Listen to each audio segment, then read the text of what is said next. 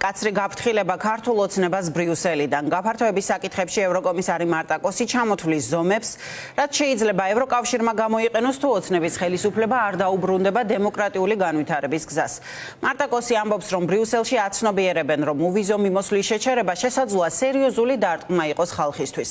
ამიტომ არ გამოირიცხება სხვა ზომების განხორციელება, როგორებიცაა მაგალითად ევროკავშირთან ღრმა და ყოვლის მომცველი სავაჭრო ხელშეკრულების გადახედვა, ან საქართველოსთვის ევროკავშირის კანდიდატის სტატუსის შეჩერება. ამის შესახებ მარტა კოსმა რადიო თავისუფლებასთან ილაპარაკა უფრო ვრცლად მის გზავნილებზე. ლუკა ხაჩიძე მოგვიყვება. ნაკლები ზიანი ხალხს და მეტი პასუხისმგებლობა რეჟიმზე ასეთია ევროკავშირის ქმედებების სტრატეგია ოცნებასთან დაკავშირებით ახლა, თუმცა საპასუხო მექანიზმები, რომლებზეც მარტა კოსი საუბრობს ბრიუსელის სურვილის მიუხედავად, ყველა ვარიანტში აისახება ხალხზე და ნებისმიერ შემთხვევაში სამწუხაროდ ნიშნავს უკვე მოპოვებულის დაკარგვას. მათ შორის უახლესი კანდიდატის სტატუსია და მისი პოტენციური გაყინვა. სიაშია DCFTA-ის გადახედვაც, რასაც ევროკავშირიდან პირველად მისვენთ, ეს არის თავისუფალი ვაჭრობის შესახებ შეთანხმება, რომლის ნაწილში ცვლილება ნიშნავს ეკონომიკაზე პირდაპირ და ნეგატიურ გავლენას და ვიზა ლიბერალიზაცია, რომელიც ისევ მაგიდაზეა. მარტა კოსთან ინტერვიუში ასევე ამ ინტერვიუთი კიდევ ერთხელ დადასტურდა, რომ თბილისს ბრიუსელი ხედავს ანკარის გვერდით, თურქეთს კანდიდატის სტატუსი აქვს ჯერ კიდევ 1995 წლიდან, თუმცა არანაირი პროგრესი არ ჰქონია ევროინტეგრაციის გზაზე ხელისუფლებისვე გადაწყვეტილებით. ბევრი შესაძლებლობა არსებობს, მაგრამ ჩვენ ნამდვილად ვფრთხილობთ რა გავაკეთოთ ამ სიტუაციაში. შეგვიძლია გავაჩეროთ ვიზა ლიბერალიზაცია, მაგრამ ყველაზე მეტად ხალხს დავაზიანებთ. გვაქვს ღრმა და ყოვლის მომცველი სავაჭრო შეთანხმება. შეგვიძლია გადავხედოთ ამ შეთანხმებას. საქართველოს აქვს კანდიდატის სტატუსი. შეგვიძლია ის თურქეთის მსგავსად გავყინოთ და გავაჩეროთ. არ მომწონს, როდესაც მთავრობები არ ითვალისწინებენ ხალხის ნებას. ხალხის დიდი სურვილი კი ევროპული გზით სვლა. ჩვენ ვიმუშავებთ ჯერ ამაზე. ვერ შევეგუები, რომ საქართველოს დავკარგოთ. თუნდაც მთავრობა იღებდეს კანონს კანონზე, რომლებიც აშკარად ეწინააღმდეგება ევროპულ ღირებულებებს. ჩვენ ცადეთ სანქციების დაწესება, მაგრამ არ იყო ამის შესაძლებლობა, რადგან წევრ ქვეყნებს შორის ერთსულოვნება არ იყო, მაგრამ არიან ინდივიდუალური ქვეყნები, რომლებმაც შემოიღეს სანქციები კონკრეტული პირების მიმართ. ჩემი აზრით, ყველაზე მარტივი გზა არ დალაპარაკება, მაგრამ რომ დაელაპარაკო, უნდა იცოდე რას თავაზობ და რისი გაკეთება სურს მეორე მხარეს.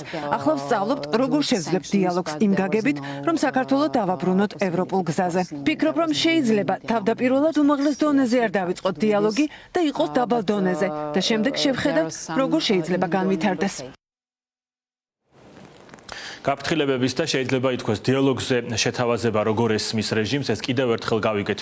შალვა პაპუაშვილისგან პარლამენტის ეგრეთ წოდებული სპიკერი ბრიუსელს მოუწოდებს მხარდაჭერის გარეშე დატოვოს საქართველოში შემორჩენილი კრიტიკული ხმები, მესამე სექტორი და მედია და თუ ასე მოიქცევა ბლოკი, მაშინ რეჟიმი ჩათვლის, რომ ბრიუსელს ნამდვილად სურს დიალოგი. ოპოზიციონერთა თქმით, თუ ბრიუსელი რეჟიმთან დიალოგს მართლაც განიხილავს, ერთადერთი მიზნით, რომ მმართველმა ძალამ ასახოს ხალხის რეალური ნება, რაც არის ევროინტეგრაცია.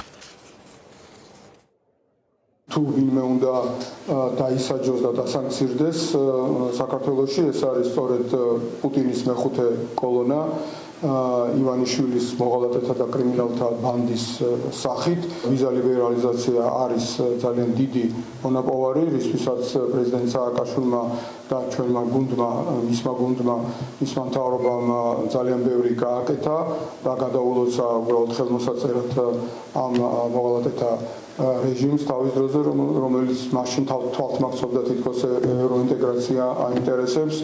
და ეს ძალიან მნიშვნელოვანია ჩვენი რიგითი მოქალაქეებისთვის. საქართველოს ევროკავშირთან დაახლოების სიკეთეები იყო როგორც უვიზო მიმოსვლა, ასევე უბაჟო ვაჭრობა ევროკავშირის ქვეყნებთან, რასაც ბუნებრივია, რომ ორივე შემთხვევაში დაემუქრება საფრთხე, იმიტომ რომ ამ ორივე სიკეთეს აქვს თავისი დათქმები.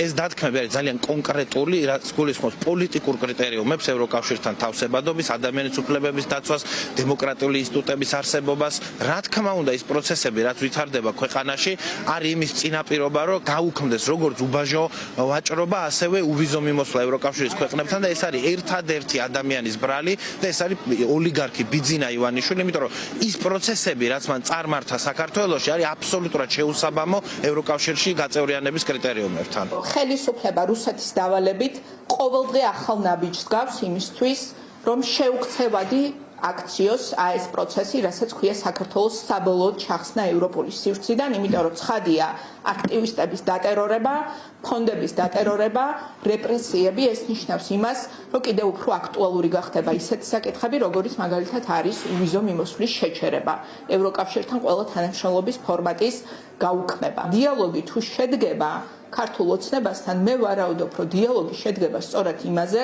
როგორ უნდა აღდგეს ქვეყანაში დემოკრატიული პროცესი, იმისთვის, რომ ქართველი ხალხის სურვილები აისახოს პოლიტიკური მართვის სისტემაში და პოლიტიკური მართვის სტრუქტურაში, იმიტომ რომ დღეს ეს ბალანსი არის აბსოლუტურად დარღვეული და ეს თქვა ევროკომისარმა. როგორც არ უნდა შეეცადოს, რომ გადააბრალოს რაღაცი NGO სექტორს, როგორც არ უნდა შეეცადოს გადააბრალოს რაღაცი ოპოზიციას, როგორც არ უნდა შეეცადოს გადააბრალოს მედიას, როგორც არ უნდა შეეცადოს გადააბრალოს deep states და ასე შემდეგ, მათ მავნებლურ სახელმწიფოსთვის დამაზიანებელ გადაწყვეტილებებზეა 100% წილი ამ შესაძლო მძიმე გადაწყვეტილების, რაც ქვია უვიზოს შეჩერება ან გაუქმება.